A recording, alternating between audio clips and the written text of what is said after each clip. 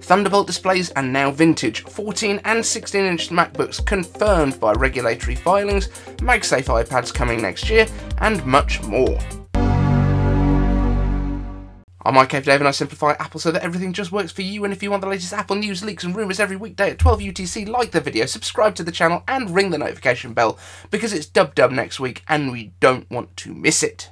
I'm not suggesting that you would miss WWDC because you didn't subscribe to my channel, because there might be other people talking about it, but I'd like it if you listened to me about it. And speaking of WWDC, in a seamless segue, I need you to help me. So, tweet me or Instagram me your memojis. So you can go over to my Twitter, which is iCaveDave or iCave_Dave. It's one of those things. Look for iCave Dave, you'll find me. I'm right there. And there's a pinned tweet, which is my memoji. Reply with your memoji and it will be integrated into the t-shirt design that I am doing at the moment for WWDC. We're only going to make it available for the week while WWDC is happening. It looks kind of cool already. I'm not going to share it now. I will probably put it out over the weekend on the community tab and it will go on sale on Monday. So you won't have it in time for WWDC, but it's going to be a commemorative thing. If you want to do it via Instagram, if you happen to not be on Twitter for some reason, again, iCave Dave, it might have an underscore in it. Oh shit.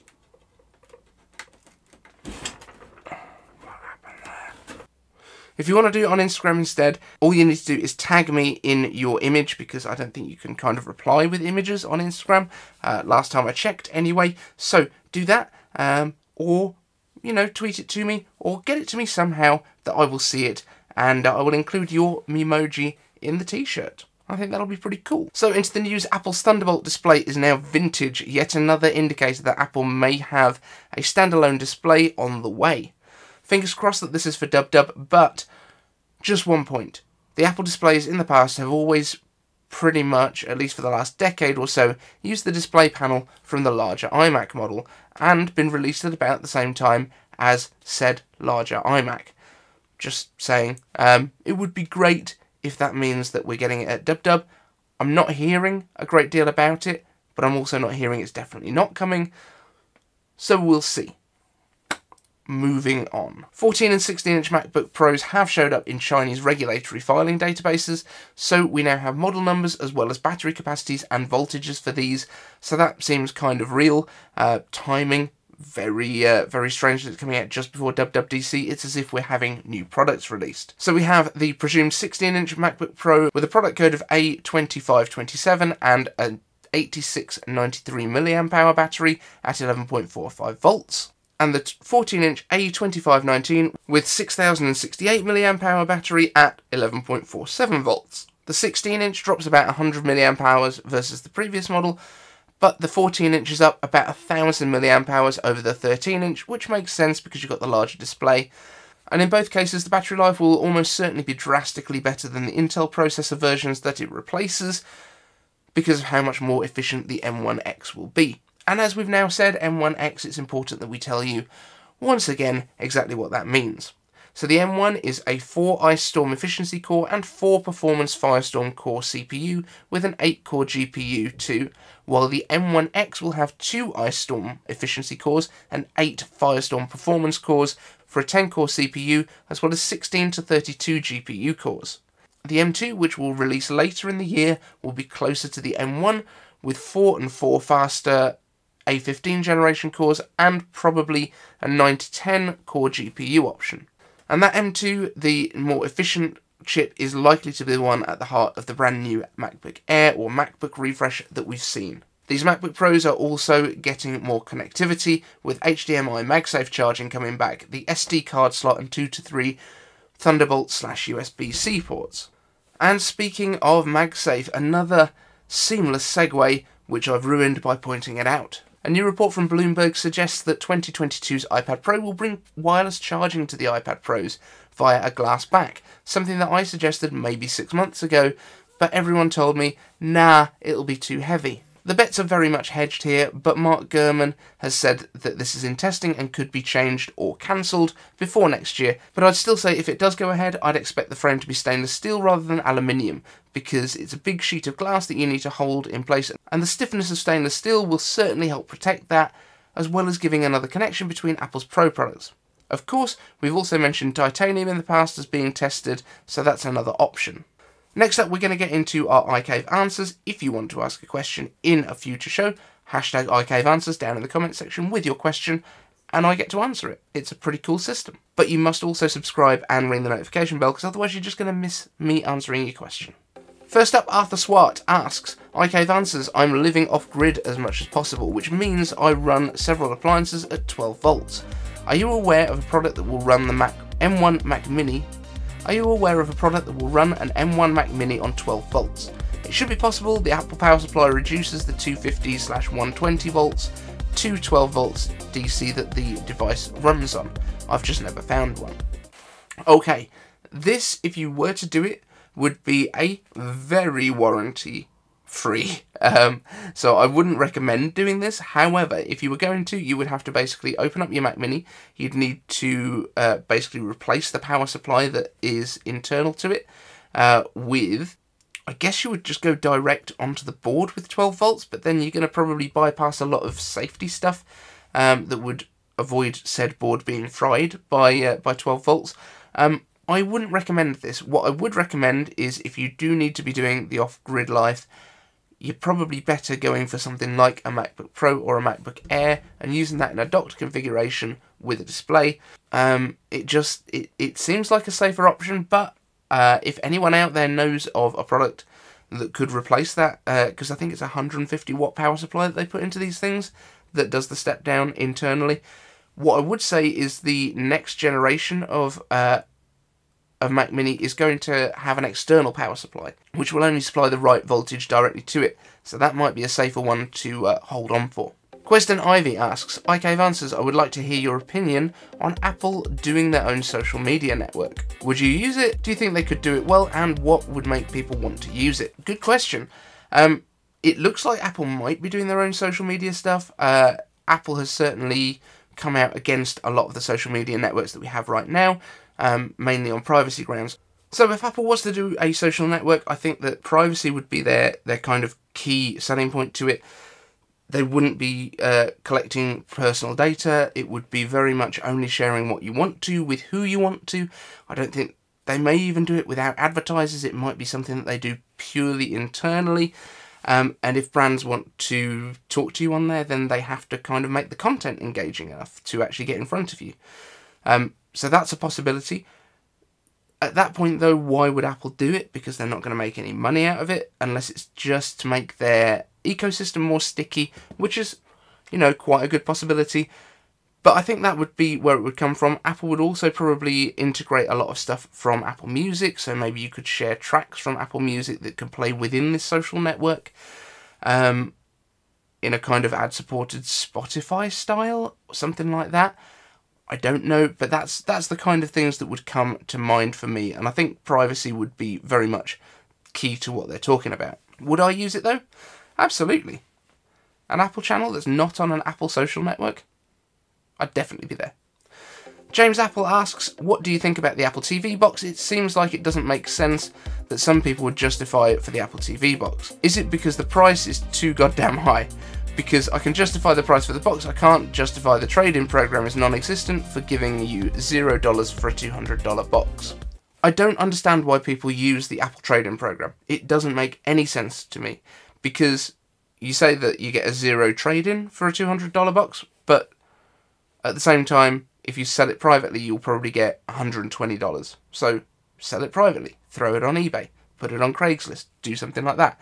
Apple gives terrible trade-in value on all their products. I don't recommend to anyone that they go and trade in at Apple. Anything that gives you a $0 trade-in value just means that it's out of date and Apple can't refurbish and sell it. So there's stuff like older MacBooks, 2012 MacBooks, right? They're 9 years old, yet people are still paying $250 to $300 for them. Like, it's insane, because they think that if you can put some more RAM in it and an SSD, then that's going to be fantastic and it's going to be like a new one. It's not, but it's better than a lot of Windows computers, and certainly anything 9 years old in the Windows market. But if you're talking about upgrading from the 4K first generation to the 4K second generation, there is absolutely no benefit in doing that. The only thing, the only reason that they've actually upgraded it from the A10X to the A12 is because they still make A12 processors. The performance is basically the same. The graphics are not quite as good in the new one as the old one. The remote is fabulous. But you can just grab the remote on its own. So if that was what you were talking about, just grab the remote, chuck it in there. That's fine. Marcin Kowalczyk, he's back with a vengeance. iCave Answers. I wonder if you could feature an iMac G4 in one of the upcoming videos. Seeing that Pixar-style screen on a stick would be great. There it is. You're welcome. If you want more detail than that, let me know down in the comments. Marcin Kowalczyk. iCave Answers. Is it sensible to assume that Apple Lossless could come to HomePod Mini via an update by the time just after WWDC? I think this has already been announced or sort of clarified by Apple that yes, you will get lossless coming through to these. Whether you'll be able to tell the difference on the on the HomePod Mini in terms of the sound quality, I don't honestly know. But basically, anything that runs on Wi-Fi for Apple will be using lossless. Anything that has to use Bluetooth specifically probably won't get lossless support. But also, you have to bear in mind the quality of the speakers and whether that is going to give you enough kind of fidelity to actually tell the difference. I have a feeling that you won't really be able to tell the difference in terms of the sound quality on these, but you will be able to use lossless if that's what you really want. The original HomePod, however, if you use lossless on that, it's going to sound far, far better. It's very, very sad that they're gone.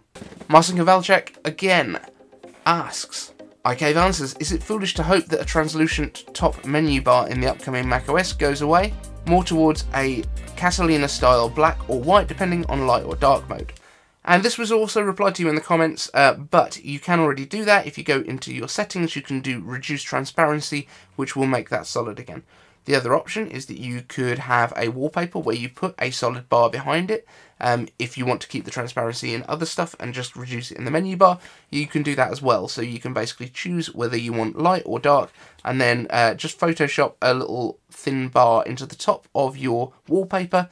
In fact, the easiest way to do that, if you wanted to do it yourself, is to grab a screenshot of your screen by hitting Command-Shift-3.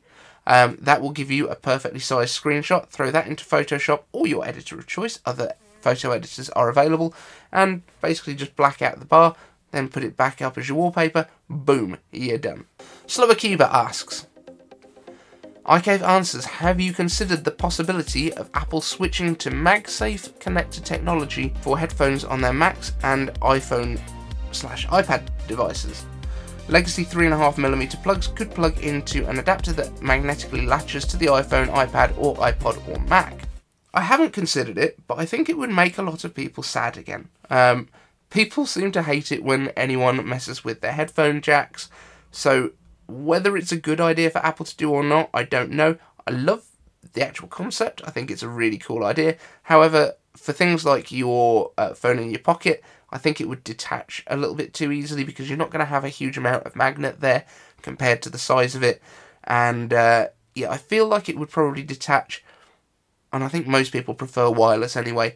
If Apple brings out their next AirPods that are kind of AirPlay first instead of Bluetooth first, I think that's probably going to be the best way to get good quality without needing that headphone jack. Dan Gavin RC asks, is the blooming something that can be fixed through software updates on the iPad Pros? Now, unfortunately, I don't think it is. I think it could be minimized in software, but we are talking about the physical size of 4 LEDs that are sitting behind a group of pixels. And if you're splitting out your entire display size into 2,500 zones, when you've got millions of pixels on the screen, there is always going to be some overlap. Now, in the vast majority of cases, of real-world use cases, the blooming is not particularly prevalent. It's not something that you can notice with the naked eye. It looks far worse on camera when people take photos of it or video it. And that is because the dynamic range of the camera is really picking up on those things. And also, even if there was zero blooming on the display, you would still see blooming on a camera because of the way the CCD sensor inside of it works. So don't pay too much attention to that. Go and see these things in reality, in normal conditions, not in a darkened room where you're looking at a single line or a single pixel on the screen. it's always going to look worse that way. Now, what can be done in software is that UIs can be adjusted so that they don't necessarily have super fine lines of white on black. You know, if you put gradients around things, it's going to look a lot less noticeable. So that's the sort of thing they can fix in software. The physical size of the dimming zones cannot be changed in software. So thank you all for watching today. We will have some stuff coming out over the weekend. I've got some products that I need to throw up some really quick reviews for. So those will be coming out, fingers crossed, as long as I can get around to everything. Also, the t-shirt design for Dub Dub, which is going to be available only for the week of Dub Dub DC. So it's going to be from Monday to Friday that it will be available to buy, and then it will go away. I will not sell it after that date. So it will be a commemorative thing, and I would love to have more of your Memojis in that design. So don't forget, head over to Instagram and Twitter, iCaveDave. All the links are down there for my socials, and you can find me. And if you want any of the existing t-shirts, you can head over to iCaveDave.com/merch, which is where all the designs are: t-shirts, mugs, beach towels, all the rest of it. Thank you so much for watching, and I'll see you in the next one.